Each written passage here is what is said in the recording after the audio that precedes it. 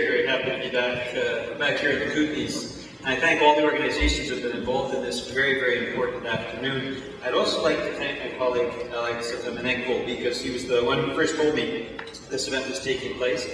And I need to tell you, Alex is an incredibly hardworking, courageous member of Parliament, and he represents this area extremely effectively. Even more importantly, he fights back against the agenda of Mr. Harper every day in the Parliament of Canada. I'd just like to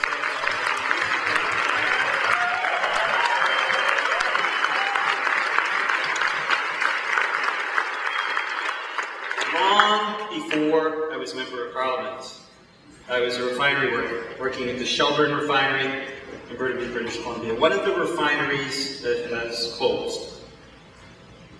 My job was to be one of the cleaners of the oil tanks, and I gained a very healthy respect for the consequences of treating oil, treating that substance. We had to wear protective gear, we had to wear oxygen masks when we went in to clean the tanks, and if there was one deviation from procedure, one mistake made, if the oxygen tanks ran out, or if you removed the protective equipment, you could die.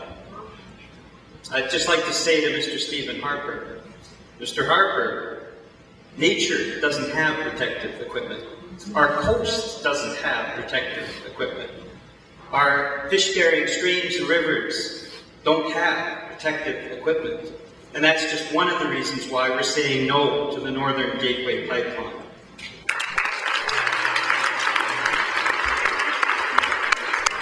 But I want to go beyond the environment just for a moment and talk about the economic consequences, because as the many eloquent speakers have said today, we don't have to choose between a healthy environment and a healthy economy. In fact, a healthy environment leads to a healthy economy.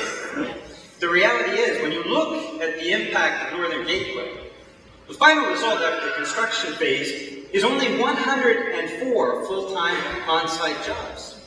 And yet this project threatens the livelihood of thousands of British Columbians that depend on a clean environment, particularly in the fisheries, particularly in tourism. So it just does not make sense from an economic standpoint to ram through the Northern Gateway Pipeline. And when we look at other pipelines, it's the same kind of dynamic. The Keystone Pipeline actually exports, through exporting raw bitumen, according to the Alberta Federation of Labour, an estimated 40,000 value-added jobs. So this idea that somehow it's healthy for the economy to have tankers on our coast, to look at exporting raw bitumen from every corner of the country, rather than moving and transitioning to a green economy, this pretension of the government that somehow this is for our economic benefit is simply completely false. The reality is, an oil spill, as has been said, on the scale of Exxon Valdez, will cost our economy and our environment billions of dollars of cleanup costs and economic losses. The Enbridge leak that happened in Kalamazoo, the cost has run up to $1 billion. And it's not just the economic costs of projects and spills, it's also the economic consequences of not showing leadership on climate change. When we look at the economic losses now that we are experiencing, connected to climate change related incidences, it's estimated at $1 billion a year in Canada. But the National Roundtable on the Environment and the Economy actually predicts that by 2020 that will rise to $5 billion a year. And then from there to 10, to 20, to 30, to $40 billion a year. That's in economic losses. We can see the thin edge of the wedge when it comes to insurance costs as well. Currently, $3 billion a year in insurance costs, insurance liabilities linked to climate change related incidences in Canada alone. And that's doubling every 5 years. So in 5 years it'll be $6 billion, and $12 billion, and then $24 billion, and then $48 billion. But that trend continues. The economic and insurance losses from Hurricane Sandy alone are estimated at $50 billion. And the insurance industry is saying now that They are apprehensive about an incident related to climate change that could cost as much as $100 billion and devastate the insurance industry. So there is no separation from the environment and the economy.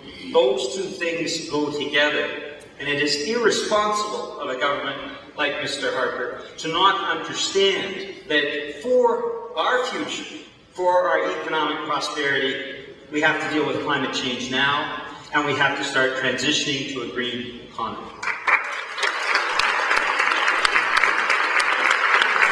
That's not what Mr. Harper has done, is it? We saw in the budget bill last year what Mr. Harper did. He gutted environmental protections. According to the Commissioner of the Environment, 99% of environmental assessments have now been taken out of the process that they should normally go through. 99%. It's from the Commissioner of the Environment. At the same time, the budget bill last year also gutted any meaningful public consultation. You're all aware that now, as a result of these changes, Mr. Harper can decide on the future of a project regardless of what the National Energy Board recommends, simply by cabinet decree. This is wrong, and this is disrespectful of all Canadians. Under the Harper government as well, we have now seen, in terms of the incidences of oil spills across this country, and these are figures cited by the Transportation Safety Board, we've now seen an increase of 2.5 times the number of oil spills taking place in this country now, as opposed to when Mr. Harper took power back in 2006. Mr. Harper's government pulled out of Kyoto, and ministers like Joe Oliver are deniers of the reality of climate change. Well, I think our message today from the hundreds of people that have come out is to say to Mr. Harper, rather than abolishing environmental assessments, rather than abolishing public consultation, rather than abolishing safety regulations around oil pipelines, why don't you work to abolish your unelected and unaccountable Senate? That would be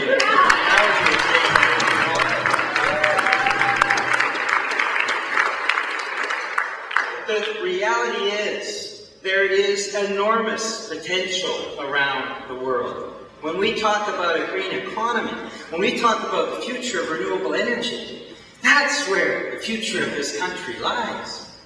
We're currently, clean energy, worldwide investments are $1 trillion, but they're going to rise over the next 6 or 7 years to $3 trillion. In the next 6 or 7 years around the world, currently there are 5 million jobs in renewable energy and clean energy. That's going to double. There are 5 million jobs potential right around the world that Canada can be a leader in, and Canada can go out and get if we have a federal government that understands the importance of green energy. If we have a federal government that puts into place the kind of policies that we all want to see, that bring that prosperity for renewable energy to all Canadians. So rather than trying to force through pipelines for exporting raw bitumen, doesn't have the economic benefit of renewable energy. What we need is a federal government that will look to put in place the investments and innovation so that we can take advantage of this green energy boom.